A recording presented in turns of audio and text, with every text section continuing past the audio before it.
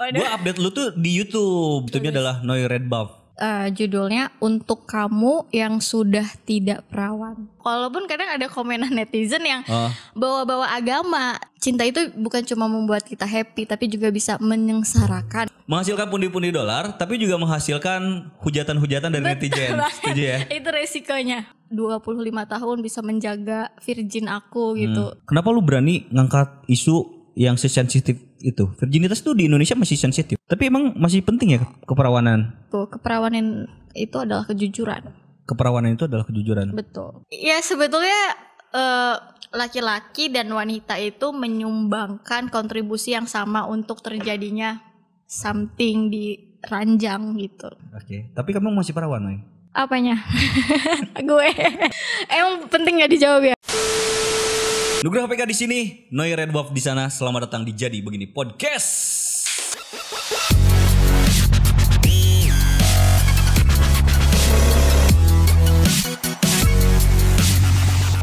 Noi Red Buff, apa kabar? Halo, kabar baik. Gue minum dulu nih, aus nih. Oke. Perjalanan jauh dari Karawang. Udah cepet lewat tol gitu ya. Kebalik lu yang dari Karawang ya. Iya. Noi Red Buff. Oke, gimana ya? Jadi dulu nih gue sama Noi Red Buff ini teman MC. Iya. Ya kan? Senior, ini senior. Biasa aja. Gue dulu sebel sama dia tuh. Ya, susah diatur. Susah diatur.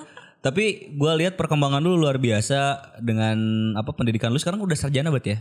Alhamdulillah. Sarjana apa sih lu? Sarjana Ilmu Komunikasi. Ilmu komunikasi. Ya, seneng banget. Terakhir kali nge-MC bareng sama lu tuh tahun berapa ya? Sebelum COVID deh. Oh jauh sebelum itu. Beberapa tahun sebelum itulah. Dulu masih zaman-zaman di motor ya kan? Iya, di Harley, motor Harley. Ya terakhir di situ ya. Terakhir di situ. Dan hari ini ketemu lagi sama lu yang udah glowing sekarang. Aduh, dulu burik dong. Dulu burik banget. Kalau sekarang lu lebih glowing, kemudian lebih berisi. Berisi itu bukan hanya dari segi badan aja, tapi kayaknya otak lu juga berisi banget. Gue update lu tuh di YouTube. Bagus, YouTube-nya adalah Noi Red Buff. Ya, nama sendiri nama panggung. Nama sendiri nama panggung. Sebelum ke YouTube lu, kenapa sih nama lu Noi Red Buff tuh apa? Nama panggung. Ya apa? Kenapa maksudnya Noi Red Buff tuh maksudnya apa? Noi panggilan. Noi panggilan. Noi, karena biar beda dari yang lain. Yeah. Red itu bahasa Inggris, bahasa Indonesianya merah. Merah. Buff itu buffalo. Jadi banteng merah. Banteng merah. Dan ya itu mencerminkan dari nama, mencerminkan diri gitu. Oh. Kan kalau banteng merah nyeruduk selalu dong. bersama. Nyeruduk orang-orang yang gak bener. Kenapa maksudnya ada hubungan apa lu dengan banteng merah? Kenapa itu yang dipilih? Kan bisa aja Noi yang selalu tercakiti misalnya atau apa gitu. Kenapa harus Noi Red Buff gitu? Karena biar fenomenal dan namanya lebih ciri khas sendiri gitu. Ciri khas. Bahkan dia ini kan anchor ya, news anchor ya lu ya. Iya, harus formal tapi sekarang nggak formal, tapi bisa formal kok. Tapi bisa formal. Bisa. Dan yang lucunya adalah nama news anchornya dia tuh nama panggungnya lu kan. Iya. Jadi gue kaget. Biasanya kan kalau nama-nama news anchor ya, Aiman Wicaksono nama asli gitu. Kalau dia enggak, Noi Red Buff. Anjrit sih bilang. Iya. Harus kayak gitu.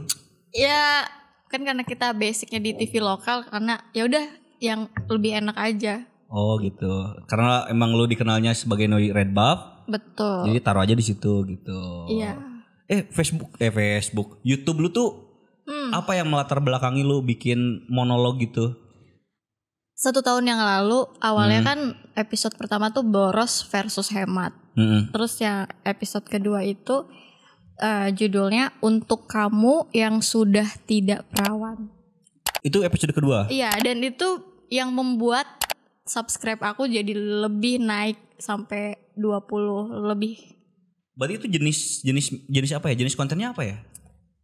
Pelajaran hidup, awareness, kesadaran. Oke, kenapa itu yang dipilih? Kenapa nggak prank? Kenapa nggak dialog kayak kita? Karena pelajaran hidup itu nggak kita dapetin di sekolah. Banyak orang yang salah berpikir, jadinya hidupnya stuck gitu. Jadi ya udah ini yang aku pengen pilih gitu. Dan dari situ orang lain banyak berkomentar, banyak memiliki pandangan. Kan berbeda itu nggak apa-apa kan? Gak ya apa-apa. Makanya aku ada Noi Red Buff di YouTube dengan pemikiran yang berbeda juga. Oke, jadi lu tuh menuangkan isi kepala lu lewat YouTube dengan pemikiran-pemikiran lu. Betul, dengan sudut pandang. Dengan sudut pandang seorang Noi Redbuff. Betul sekali. Walaupun kadang ada komenan netizen yang bawa-bawa agama, tapi aku komit ya. Setiap kali aku bawa di YouTube itu aku nggak akan ngebawa agama A, B, C, enggak. Oh, jadi lu lebih memilih untuk bahasan yang sifatnya plural. Betul. Ya kan? Dan universal gitu ya. Iya, lebih komprehensif, lebih kayak kesadaran diri gitu dari mindset-nya, dari pemikirannya. Lu niru siapa sih di awal? Mungkin bukan niru ya, tapi terinspirasi dari siapa di awal? Oh, gue pengen bikin ini deh gitu. Terus inspirasi dari teman-teman, pengalaman teman-teman. Oke. Oh, berarti lu mah tipikal orang yang sering dicurhatin sama orang. Betul. Dan sering ngasih nasihat. Betul, daripada nasihatnya secara personal, mendingan lu tuangin di YouTube gitu. Betul, iya. Oh, dan permasalahan-permasalahan lu yang gue lihat juga di konten-konten lu lebih ke keseharian yang kita sering hadapi gitu ya. Walaupun kadang orang dewasa melihat judul YouTube-nya Noi itu receh ya, tapi bagi orang-orang yang sedang mengalami breakdown di bawah banget dan dia nggak tahu harus ngapain, itu sangat berarti. Bahkan ada yang curhat di Instagram, di DM. Berlanjut ke situ. Berlanjut, dan itu kisahnya sedih-sedih banget. Dan memang ya, cinta itu bukan cuma membuat kita happy, tapi juga bisa menyengsarakan kalau kita salah berpikir ya itu. Salah berpikir. Iya, salah berpikir mengenai tentang cinta. Oh, tapi yang di dalam konten lu cinta semua apa enggak? Mayoritas sih 90% tentang relation cinta. Oh, berarti segmentasi pasar lu adalah anak muda. Betul, remaja-remaja yang lagi mencari jati diri. Asik. Lu juga tipikal orang yang kayak gitu, mencari jati diri sendiri kan? Atau gimana? Atau lu udah melewati itu pada akhirnya lu bisa menuangkan sebuah nasihat? Karena gue udah bisa melewati satu proses panjang, baik itu pengalaman teman, pengalaman pribadi, keluarga.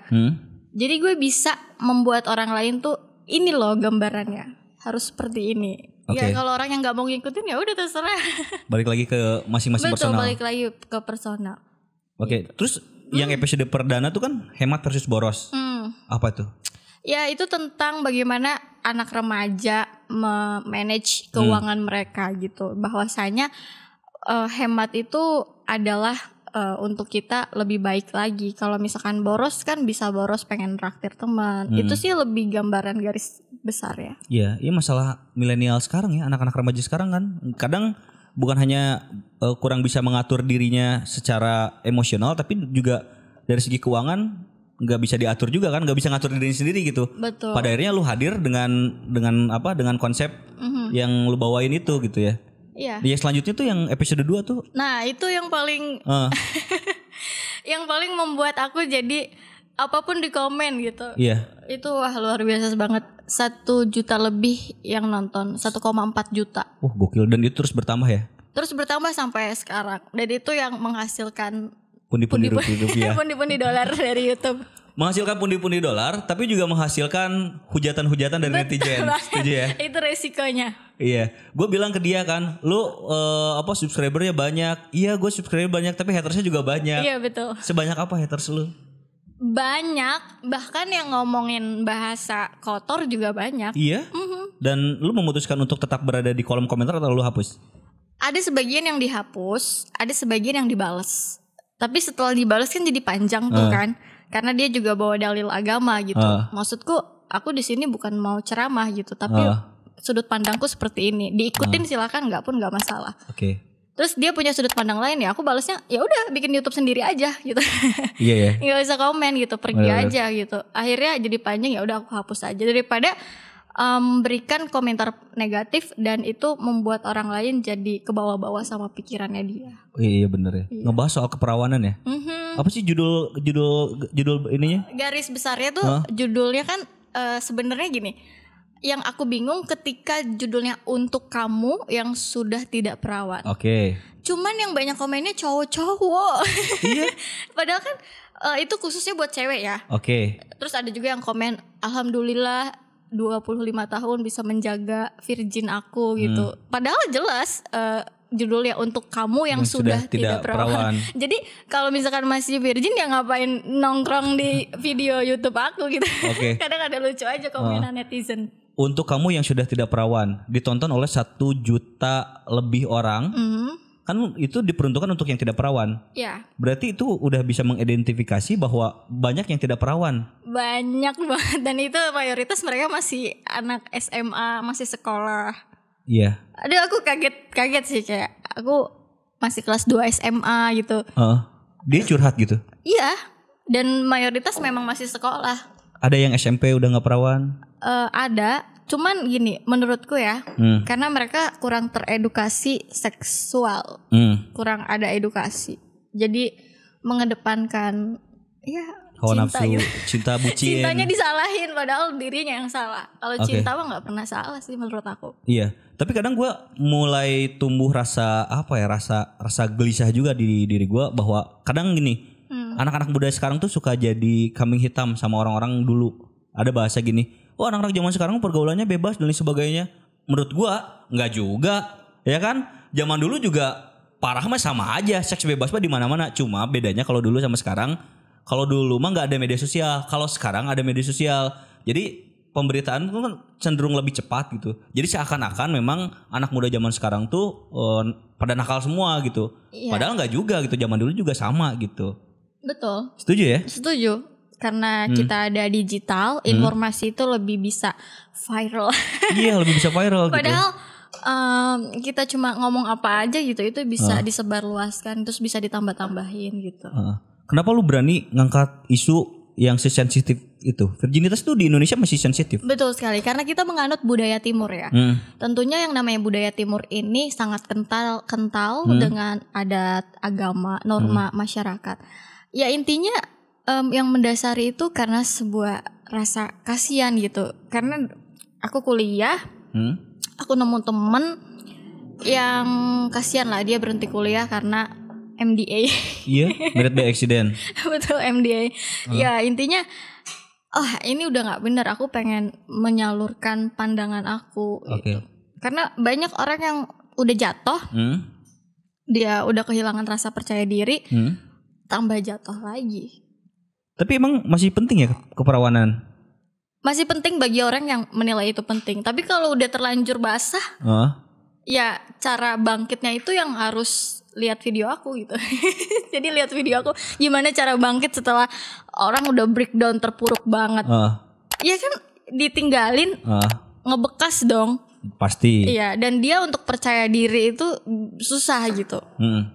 Dan gak bisa sebulan 2 bulan. Ada orang bilang ini, percaya diri udah taubat aja gitu, sholat banyak, ibadah.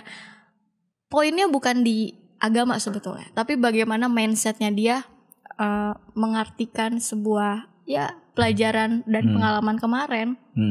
Kalau dia nggak bisa belajar, ya udah, ya ibadah terpuruk gitu. Jadi dia melihat sosok laki-laki itu ya sosok yang ayo dong tanggung jawab gitu. Padahal kan aku suka bilang no man no cry. Tidak ada laki-laki tidak usah menangis. Berarti lu kebalikannya Bob Marley ya. Kalau Bob Marley kan no man no cry ya. Kalau lu no man no cry. Betul. Enggak, masih jadi pertanyaan untuk gua sendiri gitu. Kan tadi virginitas itu penting untuk yang ngerasa itu penting. Betul. Di Indonesia deh, maksud gua gini, keperawanan sendiri di Indonesia tuh banyak orang yang mana berpikir penting atau sebenarnya nggak penting juga, nggak apa-apa gitu.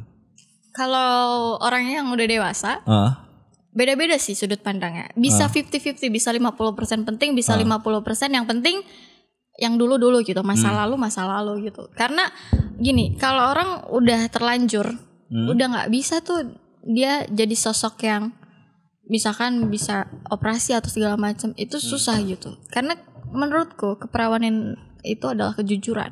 Keperawanan itu adalah kejujuran. Betul. Maksudnya? Iya, keperawanan itu kejujuran diri sendiri. Walaupun dia mau operasi virgin, yang tadinya dia udah kayak gitu, terus dia mau operasi lagi gitu biar bisa perawan lagi, tetap aja dalam hati kecilnya nggak perawan gitu. Betul, setuju sih, setuju gue. Kejujuran. Kalau menurut gue sendiri ya, terlepas dari keperawanan itu penting atau nggak penting, karena kan balik lagi ke personal masing-masing gitu ya. Ada yang nganggap wah ini penting banget, ada juga yang banyak nggak sedikit ya yang nggak penting, bebas aja gitu ya.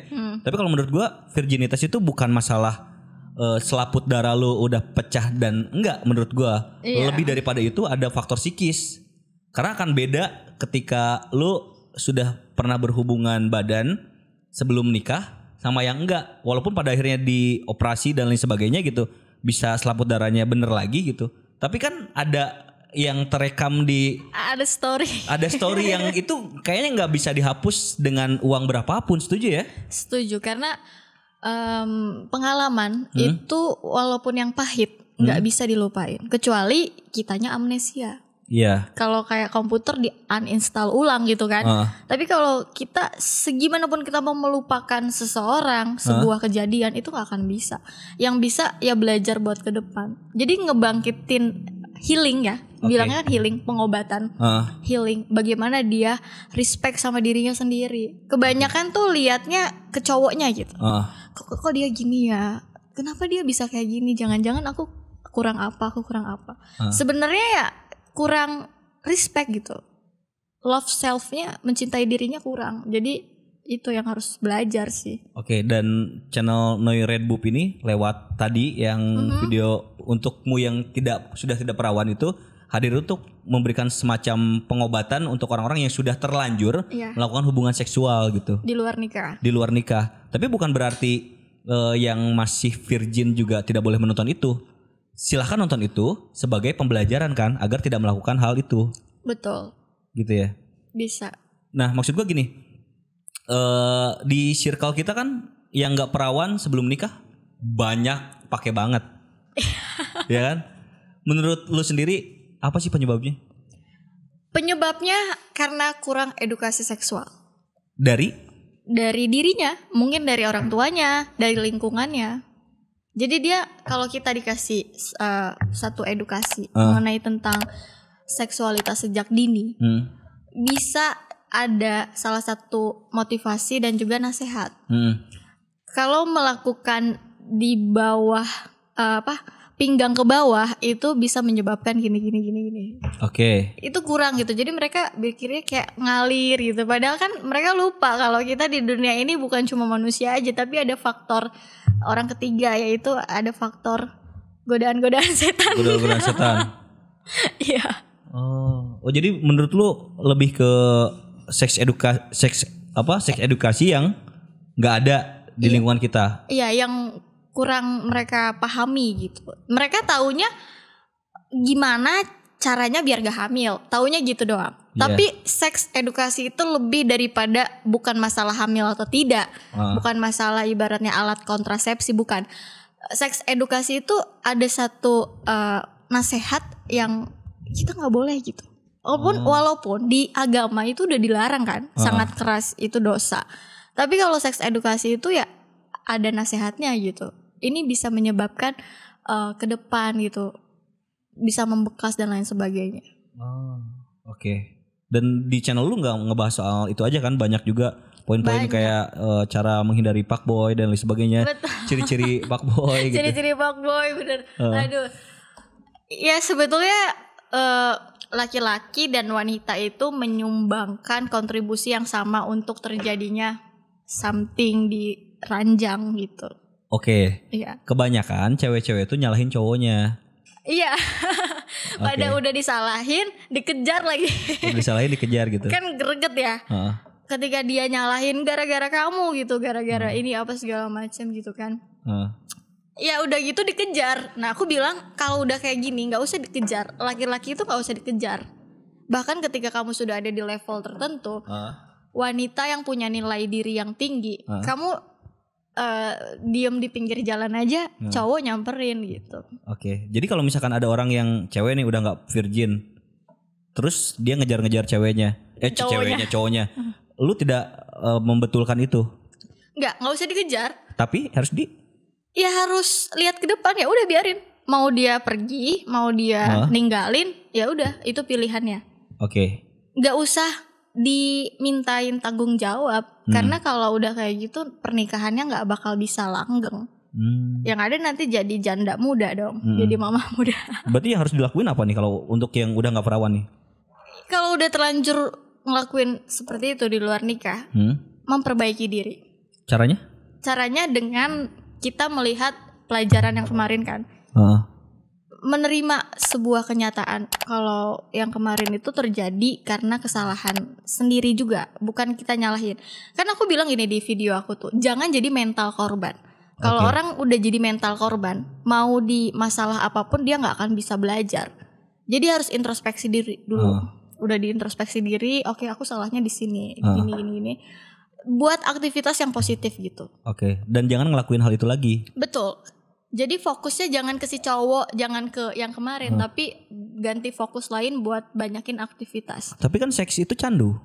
Betul, candu. Dan jadi kebutuhan. Kalau cowok sudah melakukan itu, untuk taubatnya tuh susah karena udah jadi kebutuhan.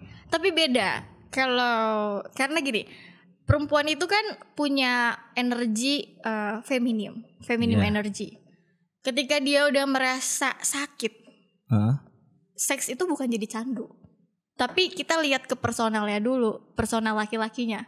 Kita kalau bisa bilang seks, kita seks masturbasi juga candu kan, maksudnya gitu. Kalau bukan seks antara lawan pasangan, ya gitu. Intinya nggak bisa candu gitu, karena masih ada sakit hati. Itu yang sakit hati. Yang kalau yang nikmati? Kalau yang menikmati, nah justru ini nih, karena adanya video aku di YouTube ini, biar orang udah salah nggak makin salah lagi. Oh gitu. Kayak mungkin kita lebih mengenal PSK kayak gitu. Ya itu kata teman-temanku yang laki-laki juga dulunya pernah disakitin sama laki-laki dan laki-laki itu tidak bertanggung jawab, makanya udah gue terlanjur udah kayak gini, ya udah gue selami aja dunia kayak gitu. Selami aja. Iya, ada sebagian yang punya kisah hidup seperti itu. Makanya di YouTube aku tuh lebih kayak nasihat menyadarkan gitu. Biar nggak tenggelam gitu. Biar nggak tenggelam dalam.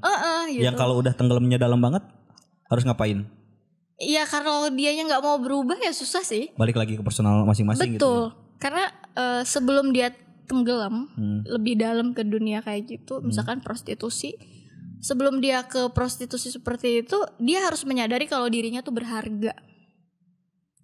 Dan itu yang nggak dimiliki sama kebanyakan cewek. Iya, makanya orang yang lihat channel YouTube aku yang respon yang positif, dia sampai bilang, aduh aku baru nemu video YouTube yang benar-benar menyadarkan aku. Ya aku bilang gitu, kayak diri kita tuh berharga gitu. Kita mau jatuh, mau luka dalam pun masih tertutupi pakaian dong. Mau kita disakitin di seperti apain pun gitu ya, masih ketutup pakaian. Dan walaupun yang memarnya di hati, tapi masih bisa senyum karena nggak memar di muka. Kita kalau memar di muka bisa senyum nggak? Iya, karena kan memarnya di hati. Oke. Jadi menurut lu virginitas itu adalah hal yang harus lu bahas? Iya, biar orang nggak tenggelam. Biar orang nggak tenggelam. Karena permasalahan ini banyak dialami oleh kebanyakan cewek-cewek di Indonesia. Iya, terakhir tuh cewek-cewek yang jauh dari daerah perkotaan di salah satu daerah Jawa gitu kan. Jadi aku ada manfaatnya juga kalau misalkan aku main ke daerah Jawa Timur, ke Sumatera gitu kan. Nanti Kak main ya ke sini, nanti kontak. Jadi aku banyak nge-save nomor-nomor adik-adik gitu sih, adik-adik. Karena mereka di bawah aku umurnya. Waduh, kataku teh. Oh iya. Banyak yang cerita ke lu tentang mereka kehilangan keperawanannya. Yang paling tragis itu karena apa? Karena pacaran tragis, terus juga kebanyakan belum sampai hamil sih. Kebanyakan. Cuman kan karena cowoknya pinter, dia belajar seksnya luar biasa itu kayaknya. Hamil nggak hamil takdir sih kalau menurut aku. Oh iya. Iya. Takdirnya gitu. Gimana sih? Iya kan karena kalau sudah takdirnya dia harus punya anak, ya jadi. Oke. Tapi kebanyakan sih cowoknya yang belajar seks di luar, bagaimana caranya tidak hamil. Nah bener si cewek ini kadang jadi korban gitu. Tapi nggak sedikit juga ceweknya yang udah ngerti tips and triknya biar gak hamil dan seks itu bisa dinikmatin di usia muda gitu. Ada juga cewek yang kayak gitu. Tapi kan kadang gini, perempuan itu ada fase jenuh. Kok gue diginiin terus gitu. Oh iya. Ada fase jenuh. Jadi gini, kalau kita lihat dalam segi pandangan medis, kenapa laki-laki itu lebih tinggi gitu kan nafsunya. Oh nafsunya. Oh bukannya cewek yang nafsunya lebih tinggi? Enggak, karena kan laki-laki itu setiap 3 hari sekali kan testosteronnya kan nambah terus. Oh iya gitu. Bener. Ya kan nggak bisa diendap. Kalau perempuan mau bertahun-tahun mau diendap juga nggak masalah. Masa? Kan buktinya ada janda tua gitu kan nggak nikah-nikah gitu kan. Ya tapi kan penyaluran nggak harus sama lawan jenis aja gitu. Iya betul. Sekarang udah banyak alat-alat. Tapi kan tapi kan kita lihat siapa sih yang banyak jajan? Ya. Oh, iya. Jajan itu kan diperuntukkan. Dan aku mau nanya, obat kuat itu diperuntukkan untuk laki-laki gitu. Oh iya. Gak tahu. Itu ngomongin dewasa banget ya. Ini edukasi. Kita nggak boleh tabu untuk membahas mengenai tentang seksual. Oke. Nggak boleh malu-malu, tahu-taunya tekdung aja. Dan itu lebih bahaya ya. Lebih bahaya, diam-diam. Aduh takut deh. Betul. Gue setuju sih sama lu Noy bahwa seks edukasi ini harus dimulai dari diri kita. Lewat siapa? Yang paling terdekat tuh lewat keluarga. Betul. Karena kebanyakan anak muda terutama cuy, mereka tuh nggak diajarin sex education sama keluarganya. Pada akhirnya apa? Nyari di luar. Mereka penasaran gimana gitu. Awalnya coba-coba, keenakan dan biasanya terus berlanjut kan gitu. Iya. Dan kalau udah nyandu nih ini yang parah gitu. Iya. Tapi kalau udah sakit banget sih cewek biasanya nggak nyandu. Terus nggak tahu ya nyandu dalam arti dia sendiri atau nggak dia sama pasangan yang lain tuh nggak tahu deh. Oh iya. Cewek emang itu kan personal ke diri sendiri. Oke, tapi ada kan yang pada akhirnya gini, dia kehilangan keperawanan misalkan di SMA. Terus kemudian dianya nggak sakit gitu, maksudnya nggak sakit ke hati, nggak sakit apa-apa, dan dia menikmati itu dan dia gonta-ganti pasangan sampai dengan dewasa gitu. Ada juga yang enjoy dengan itu menurut lu gimana? Ya itu pilihan hidupnya dia. Jadi setiap manusia itu dikasih satu proses pengalaman hidup. Kita ada part yang maha kuasa, partnya takdir, ada juga partnya pilihan manusia itu sendiri. Personal wanita ya, wanita itu kalau nggak ada cinta dalam 2 orang lawan jenis, disentuh atau dicium aja tuh kayaknya nggak redo gitu. Masa? Bener. Kamu tanya deh, bener. Temen gue ada dia LC. Ya dia PL. Terus? Ya dia dipegang dia apa sebenarnya dia nggak pengen gitu. Kayak aduh ya gimana gitu. Cuma kebutuhan aja, kebutuhan keuangan. Berarti sebenarnya gitu. Hati kecilnya sih berkata enggak gitu. Hati kecilnya menjerit dia digituin. Tapi karena satu dan lain hal. Tahan. Ya harus ngelakuin itu. Ya kan karena satu dan lain hal. Kalau PL kan gitu tugasnya emang untuk itu gitu. Untuk membahagiakan tamunya. Dengan berbagai macam cara. Iya kan? Tapi tamunya rata-rata pengennya kan kayak gitu. Oh ada yang kayak gitu ya? Iya, sebenarnya cewek tuh kalau nggak ada cinta, 2 orang ini nggak bakal bisa diterima sama si ceweknya. Oh gitu. Bedanya sama cowok? Cowok mah sama siapa aja mau pasti. Yang penting badannya bagus kali ya. Enggak ya. Cowok-cowok gue membela enggak. Harus ada cinta lah. Tapi aku tuh lebih menekankan laki-laki itu bukan segalanya di hidup kamu. Laki-laki itu bukan segalanya di hidup kamu. Betul, ke perempuan dimanapun itu. Oke. Bahkan ketika kamu sudah cantik, kamu sudah pinter, nyari duit sendiri, punya harta, punya mobil, punya rumah. Jadi apa ya? Kamu jalan aja udah, kamu nyapa orang aja, cowok tuh udah seneng gitu. Jadi ya konten di YouTube aku tuh menekankan jangan pernah gini gitu. Oke. Jangan pernah minta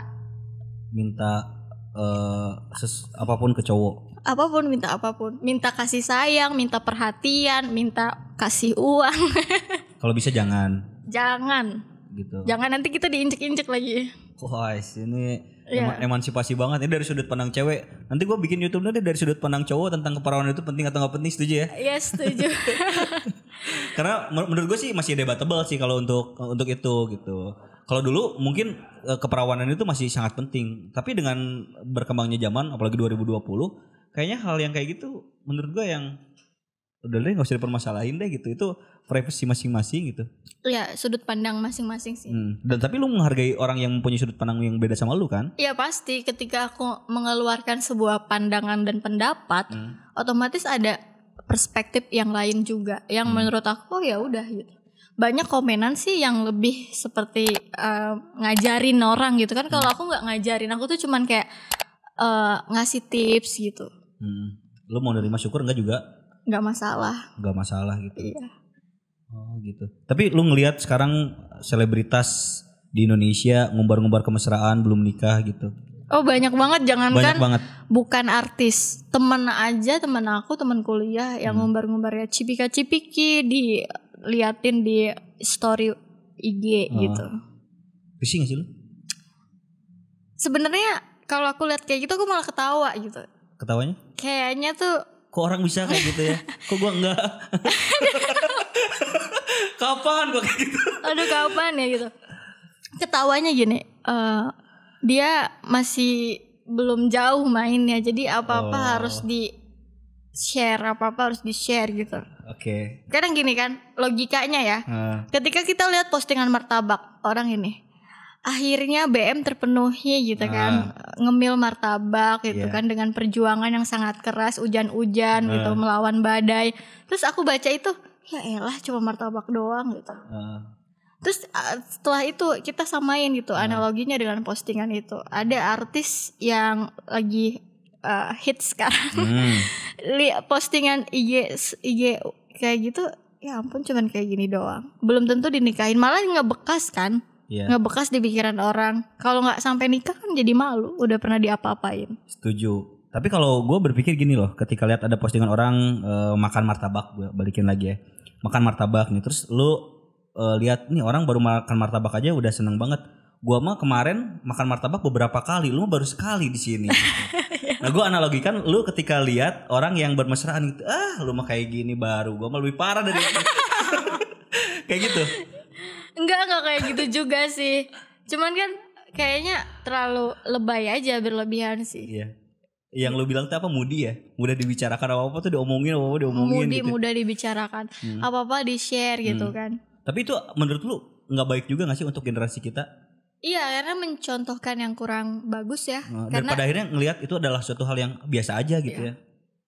Kalau banyak satu yang diposting gitu berbau dengan pornografi atau dengan seksual gitu ya, cabul kayak gitu, itu sih kayak nanti lama-kelamaan akan jadi lumrah. Kan kalau kita kan ada tuh undang-undang IT, undang-undang pornografi. Nah itu bisa aja kalau ada sebagian orang yang merasa dirugikan dengan postingan itu bisa aja dilaporin. Iya, sebenarnya undang-undangnya udah ada, cuman kitanya aja yang belum melek hukum. Betul. Nah berarti kasus Jara itu menurut lu melanggar hukum? Kalau menurut aku tergantung dari sudut pandang orang yang mau ngelaporinnya gitu. Karena kan belum, dia nggak ngerugiin siapa-siapa dong. Kecuali dia kayak gitunya sama pacar orang lain baru. Iya, tapi kan menurut lu itu adalah suatu hal yang pada akhirnya akan membuat generasi kita berpikir bahwa seks di luar nikah itu atau bermesraan di muka umum itu hal yang lumrah gitu. Iya, lama-kelamaan. Tapi kita masih kental budaya timur sih. Masih kental budaya timur. Mungkin gini, ketika orang nonton drama Korea, itu kan adegan kiss-nya kan nggak di blur. Nggak di blur apa. Kita bisa jelaskan lihat orang itu gitu. Ya sebenarnya orang udah bisa lihat itu di drama Korea yang gratis gitu kan. Itu nggak masalah sih kalau orang lihat itu. Tapi kalau personalnya dia nge-share itu yang menjadi pandangan kurang baik lah. Lebih ke sanksi sosial. Ya. Netizen tahu sendiri. Sanksi sosial, aduh cibiran netizen itu lebih pedas daripada bon cabe. Aslinya level 30. Waduh, ngeri. Dan tapi kalau lu udah kuat banget ya sama cibiran netizen. Iya. Ya yang dikenal, yang kenal gitu. Biarinlah, yang penting mah aku udah lega, udah bisa membagikan sudut pandang aku, membagikan apapun gitu kan. Ya udah lega sih. Terakhir, berarti untuk yang sudah tidak perawan, nasihat lu apa? Dan untuk yang masih perawan, nasihat lu apa? Oke, terakhir ya, buat yang udah terlanjur ngelakuin hal seperti itu di luar nikah, ya udah simpen aja itu sebagai pelajaran hidup. Dan untuk merubahnya itu kita harus melihat diri sendiri, mencintai diri sendiri, banyakin aktivitas dan mengejar mimpi. Dan buat yang belum ngelakuin itu, jangan dulu pacaran deh. Jangan dulu pacaran. Ya. Laki-laki itu di depan kamu aja manis. Di belakang aduh, dia masih banyak bemper-bemper yang lain gitu kan. Iya. Kalau misalkan yang belum ya udah dijaga aja. Dijaga aja. Untuk suaminya. Oke. Karena laki-laki tuh manis depan kamu doang gitu. Di belakang kamu udah ya gitu lah. Intinya udah nggak usah mikir, nggak usah takut kehabisan jodoh. Oke. Tapi kamu masih perawan, Noy? Apanya? Gue. Emang penting nggak dijawab ya? Noy Redbab dijadi begini podcast.